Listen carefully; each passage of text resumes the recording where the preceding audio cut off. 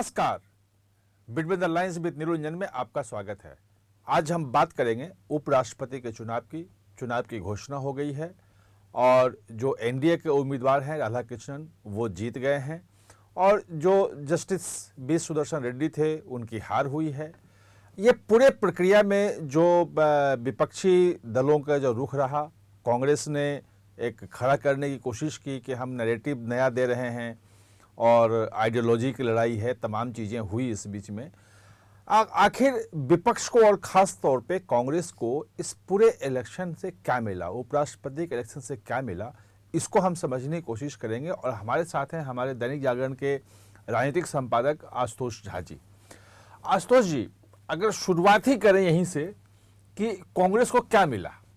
अब एक लाइन में कहेंगे तो कांग्रेस को नुकसान हुआ, मिलना दूर की बात, मैं कहता हूं नुकसान हुआ।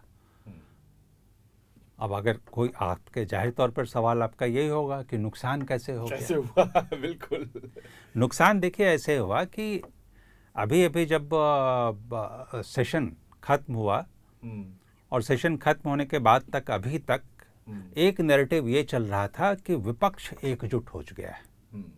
विपक्ष एसआईआर के मसले पे और बाकी चीज़ों को, उसके पहले संसद में ऑपरेशन सिंदूर के मसले पे ये चीज़ें चल रहे थे। और जब ये घोषणा हुई कि उपराष्ट्रपति के लिए उम्मीदवार कौन होगा तो विपक्ष ने एकजुट होकर तय किया था। आप ध्यान रखिएगा, मैं इसलिए बोल रहा हूँ क्योंकि आंकड़ों की बात आएगी इसमें। ये हुआ कि विपक्ष एकजुट होकर एनडीए के जो कैंडिडेट हैं सीपी राधाकृष्णन थे उस समय घोषणा, अब तो वो उपराष्ट्रपति हो गए, उनके खिलाफ मैदान में उतारेगा और फिर से अपनी मजबूती दिखाएगा कि विपक्ष एकजुट है। विपक्ष यहां धराशायी हो गया जब आप आंकड़ों की बात करेंगे। आंकड़े बता देते हैं जी, क्योंकि आंकड़े ऐसा था कि जो एनडीए के बारे में कहा जाता था कि एनडीए के जो टोटल जो अपना वोट है वो 422 है और 11 जोड़ लिए जाते थे जो जगन मोहन रेड्डी की पार्टी है, तो उनका मिलाकर के 433 का आंकड़ा आ रहा था। जो यूपीए जो विपक्ष है, इंडिया गठबंधन के हैं, तो उसके 315 कुल सांसद आ रहे थे, वोट आ रहे थे 315, और उसमें से जोड़ लिया जाता था कि 9 जो हैं वो इनके भी हैं। आप आदमी पार्टी जो इंडिया गठबंधन में नहीं है लेकिन समर्थन कर रहा था, तो 324 बन रहा था। लेकिन जो वोट पड़ा वो राधा कृष्णन को बहुत ज्यादा पड़ा, 452 वोट उनको मिले। और मतलब चुनाव खत्म होने के पहले जो जयराम रमेश हैं उन्होंने ट्वीट करके कहा कि सभी 315 इंडिया गठबंधन के जो सांसद हैं वो वोट करने पहुंचे, लेकिन वोट पड़ा केवल 300। तो अब आपसे पूछता हूं मैं आशुतोष जी कि किन लोगों ने वोट नहीं दिया, क्रॉस कर गए यहाँ पे? नहीं, यही मैं बोल रहा हूँ कि जो नुकसान की बात मैंने की वही कि जो इंडिया गठबंधन है उसी में दरार है।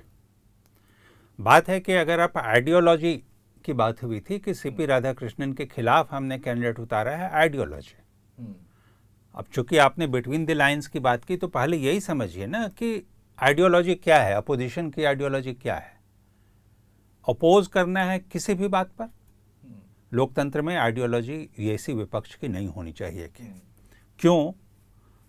क्योंकि सीपी राधाकृष्णन व्यक्तिगत रूप से उनके खिलाफ अपोजिशन के पास कोई मुद्दा नहीं था।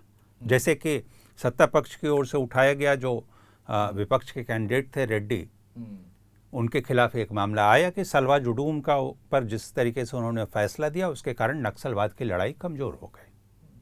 क्या आपको लगता इधर है कोई नहीं था मुद्दा? क्या आपको लगता है कि उसका भी नुकसान हुआ है? कहीं ना कहीं नक्सलवाद के खिलाफ पूरा देश की मानसिकता एक है और ये सलवा जुलूम से उसको नुकसान पहुंचा, नक्सलवाद विरोधी जो चल रहा था अभियान उसको, तो ये तो लगभग सभी मानते हैं कि उस फैसले से गलत मैसेज गया। और कांग्रेस के ही मतलब पूरा का पूरा छत्तीसगढ़ का जो उनका नेतृत्व था वो साफ हो गया था 2013 में सलवा जुलूम के फैसले के 2 साल बाद।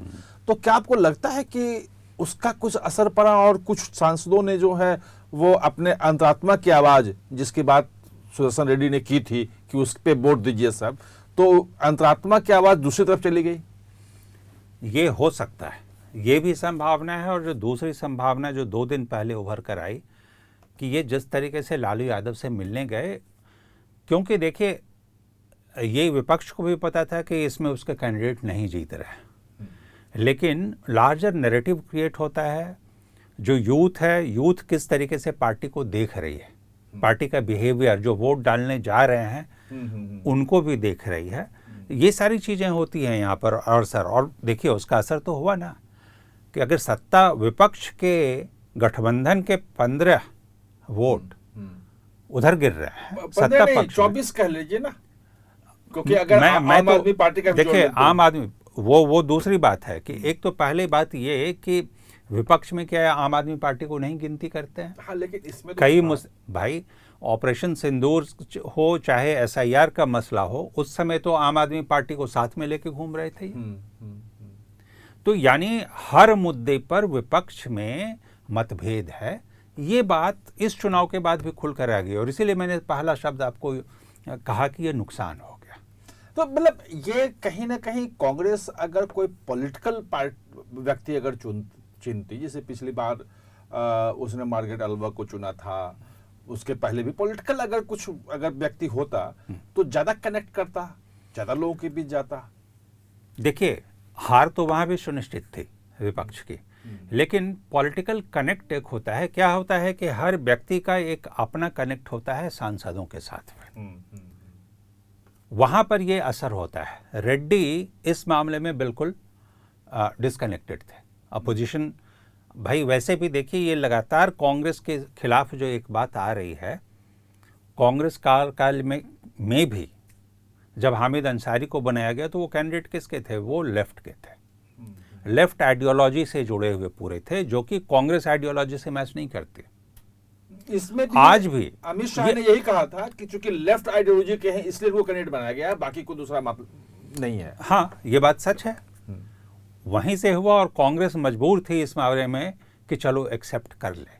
आपने बात की कि अपोजिशन में भी कांग्रेस कि कांग्रेस को क्या हासिल हुआ। देखिए यही बात लगातार कांग्रेस के साथ आ रही है, जो कांग्रेस को भविष्य में भी जिसका नुकसान हो सकता है कि वो एक नेशनल पार्टी है, उसका बिहेवियर एक नेशनल पार्टी के रूप में होना चाहिए, लेकिन वो हमेशा रीजनल पार्टी, लेफ्ट हो चाहे बिहार में अपना RJD हो, चाहे वेस्ट बंगाल पहुंचते ही तृणमूल हो, ये या अखिलेश यादव हो उत्तर प्रदेश में, ये उनकी आइडियोलॉजी के सामने कांग्रेस झुकती हुई नजर आते हैं।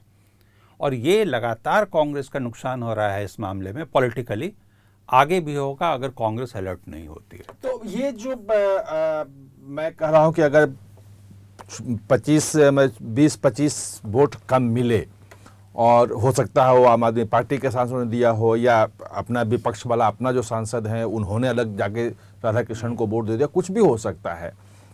लेकिन जो पूरा जो मोदी सरकार को घेरने की जो कोशिश थी, भाजपा पर जो हमला था और पूरा विपक्ष एक था, अल्टरनेट हम दे रहे हैं, SIR पे पूरा आंदोलन और वोट चोरी सब जगह एक चल रहा था, तो कहीं ये विपक्ष का जो मनोबल है उसको भी तो डैमेज नहीं करेगा ये?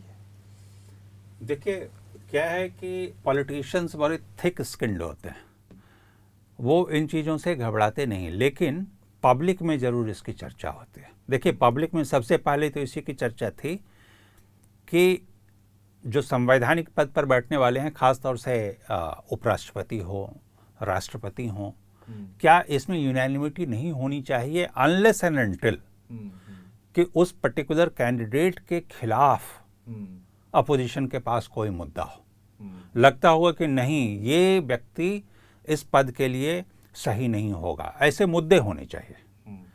केवल सैद्धांतिक रूप पे अपोज करने के लिए जब इस तरीके के सवाल आते हैं तो वो गलत होता है, क्योंकि ये उपराष्ट्रपति बन गए, अब राज्यसभा में वो सभापति होंगे और चाहे सत्ता पक्ष हो विपक्ष सबके लिए वो बराबर होंगे।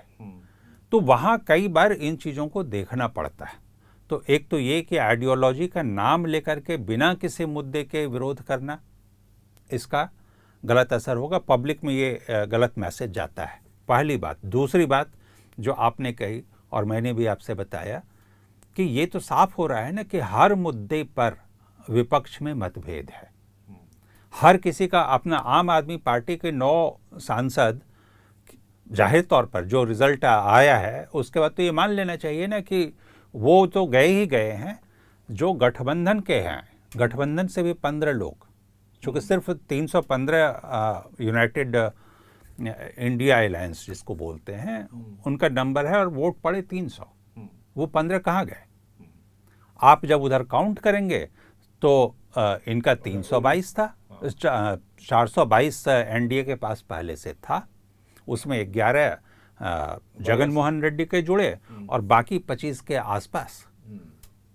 हाँ, मतलब 19 वोट लगभग। हाँ, वो जो हैं सो इंडिया गठबंधन जिसको मान रहा था कि हमारे साथ है वो उधर पड़े। बाकी कुछ दल तो थे ही कि हमें वोट नहीं डालना, बीजेडी और बीआरएस जैसे दल, उन्होंने शायद वोट नहीं डाला। लेकिन ये कलई खुल गई कि अपोजिशन एक मुश्त नहीं है, कांग्रेस के बस की बात नहीं है कि वो एक मुश्त रख पाए। हाँ, निश्चित रूप से जो हमने चर्चा शुरू की थी कि विरोध के लिए सिर्फ विरोध करना वो राजनीति नहीं हो सकती है, वो विचारधारा नहीं हो सकता है, वो सिद्धांत नहीं हो सकता है, और उसके आधार पर पार्टियों को, लोगों को एकजुट रखना संभव नहीं हो सकता है। वो दिखा, और जो आशुतोष जी समझा रहे थे वो बिल्कुल सही है। आगे किसी मुद्दे पे फिर हम जुड़ेंगे, समझने की कोशिश करेंगे। तब तक नमस्कार।